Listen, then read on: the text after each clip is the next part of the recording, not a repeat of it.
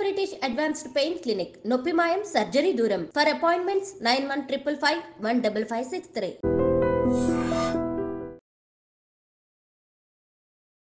నమస్తే, health talks with Vijitha కార్యక్రమానికి స్వాగతం. ప్రస్తుతం మనతో పాటు ఉన్నారు gastro hepatologist doctor Kavya Dendukuri. ఇప్పుడు వారితో మాట్లాడి మరిన్ని విషయాలు తెలుసుకుందాం. Hi ma'am. హలో అండి. మ్యామ్, చలికాలంలో ఎక్కువగా చిన్న పిల్లల విషయంలో వస్తే చాలా జాగ్రత్తలు తీసుకోవాల్సి ఉంటుంది. లేదు అని అంటే కనుక ఏదో చిన్న చిన్న జలుబులు, దగ్గులు ఇలాంటివి ఎక్కువ వచ్చే అవకాశం ఉంటుంది. రాగానే చాలామంది ప్రతిసారి సిరప్లు ఇవన్నీ వాడటం ఎందుకు అని చెప్పి విక్స్ అని, శాస్త్రీ బామ్ అని రకరకాలుగా ఇవి రాస్తూ ఉంటారు పిల్లలకి, అరిపాదాలకి, చేతులకి, వీటన్నిటికి కూడా. నిజంగా ఇది కరెక్టే అంటారా ఇలా రాయటం అనేది? అంటే చాలా ఇంపార్టెంట్ అండి. విక్స్ ఎస్పెషలీ మనం మాట్లాడుకోవాలంటే, విక్స్ అంటే ఏంటి అంటే అదొక చిన్న ఆయింట్మెంట్. మనం అందరం చిన్నప్పటి నుంచి అందరికీ తెలిసిందే ఇది. సో అందులో ఏముంటుంది, విక్స్లో ఏంటంటే క్యాంఫర్ అంటే కర్పూరం ఉంటుంది, అందులో ఎసెన్షియల్ ఆయిల్ కూడా ఉంటుంది. సో ఈ విక్స్లో ఈ క్యాంఫర్ వల్ల ఏమవుతుందంటే ఇరిటేషన్ అనేది, స్కిన్ ఇరిటేషన్ కానివ్వండి. సో ఫస్ట్ తెలియాల్సింది ఏంటంటే చాలామంది ఓన్లీ అవుట్ సైడ్ స్కిన్ కాకుండా నేసల్ అంటే లోపలికి కూడా అప్లై చేసుకొని స్టీమ్తో పాటు దాన్ని పెట్టుకుని ఆవిరి తీసేసుకోవటాలు అలా చాలా చేస్తారు. అసలు అది ఎక్స్టర్నల్ యూస్కి మాత్రమే అని ఫస్ట్ మనకు తెలియాలి. సెకండ్ థింగ్ ఏంటంటే ఈ క్యాంఫర్ వల్ల కొంతమంది కిడ్స్కి అంటే పిల్లలకి విక్స్లో ఉన్న క్యాంఫర్ వల్ల, కర్పూరం వల్ల ఫిట్స్, ఎపిలెప్సీ వచ్చే అవకాశం ఉంటుంది. అందరికీ కాదు, ఎవరికైతే పడదు, క్యాంఫర్ ఎలర్జీ ఉండి, అంటే కొంతమందికి ట్రిగర్స్ ఉంటాయి. ఇప్పుడు ఫిట్స్ ఎవరికైతే వస్తుందో కొన్ని ట్రిగర్స్ ఉంటాయి వాళ్ళకి, సౌండ్, లైట్, ఎక్సెట్రా ఎక్సెట్రా, అలా చాలా ట్రిగర్స్ ఉంటాయి. క్యాంఫర్ కూడా ఒక ట్రిగర్ అనమాట వాళ్ళకి. సో ఇలా ఈ క్యాంఫర్ అనేది చాలా మందికి హెడేక్ కూడా వచ్చే అవకాశం ఉంటుంది. సో బేసిక్లీ ఏంటంటే విక్స్ వాడేటప్పుడు ఎక్కడ వాడుతున్నారు, జనరలీ పిల్లల కోసం వాడుతున్నారు అంటే ఇప్పుడు విక్స్ వేబర్ బేబీ రబ్ అని వచ్చింది, అందులో క్యాంఫర్ లేదు. అందులో ఏం చేశారంటే ఆలోవేరా జస్ట్ అది తీసుకొని దాంట్లో కోకోనట్ ఆయిల్ అనుకుంటా వాళ్ళు వాడేది. సో దానివల్ల క్యాంఫర్ లేదు కాబట్టి అందులో ఇరిటేషన్ అనేది తక్కువ, ఇరిటేషన్ కానివ్వండి, దానివల్ల ట్రిగర్ కానివ్వండి తక్కువ. సో కానీ అందరికీ అర్థం అవ్వాల్సింది ఏంటంటే జనరలీ కోల్డ్ కాఫ్ అనేది ఒక డిఫెన్స్ మెకానిజం. ఏంటి, బయట నుంచి ఒక వైరస్ బ్యాక్టీరియా వచ్చింది అనుకోండి, మన లంగ్స్లోకి వెళ్తుంది, మన బాడీలోకి వెళ్తుంది, మన బాడీ దాన్ని బయటికి పంపించేయడానికి ట్రై చేస్తుంది. సో దాని ద్వారా ఒక తుమ్ము కానివ్వండి, దాని ద్వారా సెక్రీషన్స్ బయటకు రావటం కానీ, దానివల్ల దగ్గు రావటం కానివ్వండి అవుతుంది. మనం వాటిని సప్రెస్ చేయొద్దు. ఓకే, అది న్యాచురల్, మన ఇమ్యూనిటీ బిల్డ్ అవ్వడానికి.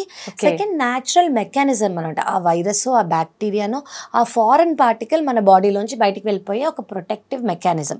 సో ఫస్ట్ మనం అది సప్రెస్ చేయకూడదు. సెకండ్ థింగ్ ఏంటంటే ఎప్పుడు రాస్తారు అంటే ఊపిరి సరిగ్గా తీసుకోలేదు అలా అంటే మరి కొంచెం దానికి మీరు ఇంట్లో ఆవిరి nebulisation is a good thing. దాంట్లో విక్స్ లేసే అవన్నీ చేయకూడదు. అది ఇన్హేల్ చేయడానికి కాదు, అది ఓన్లీ బయట స్కిన్ కి అప్లై చేసుకోవటం. ఎస్పెషలీ కళ్ళ ఏరియా దగ్గర చాలా మంది ఇదంతా రాసేసుకొని తలకి అన్ని చోట్ల రాసుకుంటారు. అసలు అవన్నీ చేయకూడదు. దానివల్ల ఇరిటేషన్, స్కిన్ ఇరిటేషన్, అసలు జస్ట్ ఎక్స్టర్నల్ గా అప్లై చేయడానికి మాత్రమే దాన్ని కనిపెట్టారు. దాన్ని మనం అలాగే యూజ్ చేయాలి. ఎస్పెషలీ పిల్లలకి 2 ఏళ్ల కన్నా తక్కువ పిల్లలకి మనం వాడుతున్నాము అంటే baby rub, Vicks baby rub అని ఉంది, అది సేఫ్, అందులో క్యాంఫర్ ఉండదు, దాన్ని ఖచ్చితంగా వాడుకోవచ్చు ఒకవేళ అవసరం అంటూ ఉంటే. And generally cough, cold, running nose అనేది మామూలుగా ఉంటే ఓకే, లేదంటే డాక్టర్ దగ్గరికి వెళ్ళి జనరలీ ఎగ్జామిన్ చేయించుకొని ఎందుకు తగ్గట్లేదు అని చూసి డాక్టర్ ట్రీట్మెంట్ తీసుకోవటం బెటర్. ఓకే, ఇప్పుడు చాలా మంది పిల్లలకి జలుబు ఉన్నప్పుడు జిందా తిలిస్మాత్ కూడా ఇస్తూ ఉంటారు కదా మ్యామ్, మిల్క్ లో అలా కలిపి, అది కరెక్టే అంటారా? సో జిందా తిలిస్మాత్ నాకు తెలిసి అది ఎప్పటి నుంచో ఉంది, గత డికేడ్స్ గా ఉన్నది. సో అందులో నాకు తెలిసి ఈ లవంగాలు, జింజర్, గార్లిక్ ఇవన్నీ మనము చాలా మంది కంకాక్షన్ లా చేసుకుంటారు. ఇప్పుడు ఎవరికైనా గొంతు బాగాలేదనుకోండి, అది ఇంట్లో చేసుకోవటం బెటర్. బయట ఉన్న వాటిల్లో కన్నా మనం ఇంట్లోనే లవంగాలు, లేకపోతే జింజరు, లేకపోతే లెమనో ఇవన్నీ వేసుకొని ఇంట్లో డికాషన్ లాంటివి చేసుకుని ఓకే. కానీ నన్ను అడిగితే జిందా తిలిస్మాత్ అలోపతిక్ మెడికేషన్ కాదు, అది యునానీ మెడికేషన్. సో కానీ అందులో ఓన్లీ న్యాచురల్ ఇంగ్రీడియంట్స్ ఉన్నాయి, అవి సేఫ్ అని అయితే అన్నారు. నాకు పర్సనల్ ఎక్స్పీరియన్స్ లేదు, దాని గురించి స్టడీస్ నాకు తెలీదు. సో ఏదైనా ఉంటే మీరు ఈ నోట్లో ఇచ్చేటప్పుడు ఆ కంటెంట్ ఏంటని తెలుసుకోండి. ఇప్పుడు మేము ఇచ్చే అలోపతిక్ మెడికేషన్స్ అనుకోండి, కొన్ని సంవత్సరాలుగా దాని గురించి స్టడీ చేసి ర్యాండమైజ్ కంట్రోల్ ట్రయల్స్ అని మేము చేసి 1000 మంది మీద అది అయ్యాక స్టడీస్ చేసి ఓకే అంటేనే మనం ఒకరికి ప్రిస్క్రైబ్ చేస్తాం. ఆ టాబ్లెట్ వల్ల పాజిటివ్ ఏంటి, ఆ టాబ్లెట్ వల్ల నెగిటివ్ ఏంటి, ఇది ఎవరికి ఇవ్వచ్చు ఎవరికి ఇవ్వకూడదు అనేది మనం చేసే స్టడీ. సో దాని తర్వాత మేము ఏదైనా టాబ్లెట్ ఇస్తాం. సో అలా వీటి మీద ఉన్నాయా లేదా అనేది నాకు తెలీదు. సో నేను జిందాతిలిస్మాత్ మీద నేను కమెంట్ చేయలేను. మీరు ఏమన్నా జిందాతిలిస్మాత్ లా తీసుకోవాలి అనుకుంటే ఇంట్లో చేసుకోవచ్చు. లవంగాలతో, జింజర్తో, లెమన్తో ఇవి మనమే ఒక డికాషన్ లాగా చేసుకొని గొంతుకి కొంచెం ఇదిగా ఉంటుంది కాబట్టి తీసుకోవచ్చు. అయితే ఇప్పుడు మీరు అన్నారు ఆవిరి పట్టేటప్పుడు చాలా మంది ఇవన్నీ వేసుకొని ఆవిరి పడుతుంటారు. వాటితో పాటు కొంతమంది పసుపు కూడా యాడ్ చేస్తారు. నిజంగా ఆవిరి పట్టాల్సి వస్తే మరి ఇప్పుడు ఈ బామ్స్ ఇవన్నీ స్కిప్ చేయాలి అంటే వాటి ప్లేస్ లో ఏం వాడాలంటారు? మామూలు నీళ్ళండి, only water. Just water is మనం ఏం చేస్తున్నాము, ఒక ఎయిర్వే అనేది బ్లాక్ అయి ఉంది కాబట్టి సెక్రీషన్స్ వల్ల, మ్యూకస్ సెక్రీషన్ వల్ల ఆ ఎయిర్వేని కొంచెం పీలిస్తే వాళ్ళకి ఊపిరి సరిగ్గా తీసుకోవటం అవుతుంది. దానికి నీళ్లు చాలు, ఆవిరి చాలు. దానికి ఆవిరి అనేది చాలు. ఒకవేళ దానికన్నా ఎక్కువ అవసరం పడిందంటే సెలైన్ నెబులైజేషన్స్ అని ఉంటాయి అనమాట. చిన్నవి ఇంత దొరుకుతాయి, డాక్టర్ సజెస్ట్ చేస్తారు. సో నెబులైజర్ లో సెలైన్ వేసేయటం. మెడికేటెడ్ నెబులైజేషన్ ఎప్పుడు అవసరం అంటే వాళ్ళకి ఏదైనా కండిషన్ ఉంది, డాక్టర్ ఎగ్జామిన్ చేశాక మనకు ఓకే ఇది ఇస్తే వాళ్ళకి చాలా కన్స్ట్రక్షన్ ఉంది, చాలా కంజెషన్ ఉంది, ఇది ఇస్తే వాళ్ళకి బెటర్, లేదా ఆస్తమా లాగా వచ్చింది, లేదా వేరే కండిషన్స్ లంగ్ ఏమన్నా ఉన్నాయనుకోండి, అప్పుడు మనం వేరే యూస్ చేసుకోవచ్చు. లేదంటే మామూలు నీళ్ళు ఆవిరి తీసుకుంటే చాలు. అయితే ఇప్పుడు చాలా మంది ఫుడ్ విషయంలో కూడా ఎక్కువగా కోల్డ్ తరచుగా వస్తుండే వాళ్ళు, నేను ఈ పులుపు వస్తువులు తినను, నేను ఇది తినను, నాకు తింటే కోల్డ్ అవుతుంది అని చెప్పి చాలా రకాల ఆహార పదార్థాలు స్కిప్ చేస్తూ ఉంటారు. నిజంగా ఆహారానికి కోల్డ్కి సంబంధం ఉందా? ఒకవేళ ఉన్నా కూడా అవి స్కిప్ చేయాలంటారా? మీరు ఆహారం అన్నప్పుడు నేను ఒకటి ఇంపార్టెంట్ చెప్దాం అనుకుంటా, ఎస్పెషల్లీ కోల్డ్కి ఐస్ క్రీమ్కి సంబంధం ఉందా అని. సో కోల్డ్ ఉన్నప్పుడు ఐస్ క్రీమ్ తినొద్దు అని అంటారు. ఓకే, ఫస్ట్ దానికి తెలిసాలి. ముందు షిగెల్లా అని ఒకటి వచ్చేది, ఎస్పెషలీ మనకి బండి మీద పుల్ ఐస్ క్రీమ్ అలాంటివి తినేవాళ్ళు. ఇప్పుడున్న వెరైటీ ఆఫ్ ఐస్ క్రీమ్స్ అప్పుడు లేవు. సో అందులో షిగెల్లా ఇన్ఫెక్షన్ వచ్చేది ఆ పాలల్లో, ఆ పుల్ ఐస్ క్రీమ్లో, వాటిలో వచ్చేది. సో దానివల్ల కోల్డ్ అనేది, ఈ ప్రాబ్లం అనేది, ఇన్ఫెక్షన్ అనేది ఎక్కువ అయ్యేది. సో దానివల్ల ఐస్ క్రీమ్స్ తినద్దు కోల్డ్కి అని అనేవారు. కానీ అదొక నార్మల్ లాగా అయిపోయింది. అంటే అదొక నార్మల్, ఓకే కోల్డ్ ఉంటే ఐస్ క్రీమ్ తినకూడదు. కానీ ఎస్, మనం ఇందాక నేను ముందు ఇదిలో చెప్పినట్టు జనరలీ కోల్డ్ ఉన్నప్పుడు మన బ్లడ్ వెజల్స్ అనేవి కన్స్ట్రిక్ట్ అవుతాయి కాబట్టి మనం ఏవైతే వాటిని కన్స్ట్రిక్ట్ చేయకుండా కోల్డ్ ఇచ్చామనుకోండి ఇంకా కొంచెం కన్స్ట్రిక్ట్ అవుతాయి బ్లడ్ వెజల్స్. సో కొంచెం కన్స్ట్రిక్ట్ కాకుండా కొంచెం వామ్గా తీసుకున్నాం అనుకోండి, బ్లడ్ వెజల్స్ కూడా కొంచెం డైలేట్ అయ్యి హార్ట్ మీద వర్క్ కానివ్వండి, లంగ్స్ మీద వర్క్ కానివ్వండి కొంచెం తగ్గుతుంది. సో ఐస్ క్రీమ్ అనేది ముందు రోజుల్లో, సో ఇప్పుడు జనరల్గా కోల్డ్ పదార్థాలు అవాయిడ్ చేయటం కానివ్వండి, అది ఎందుకు ఉన్న బ్లడ్ వెజల్స్ ఇంకా కన్స్ట్రిక్ట్ అవ్వకుండా, ఇంకా కంజెషన్ అనేది ఎక్కువ అవ్వకుండా.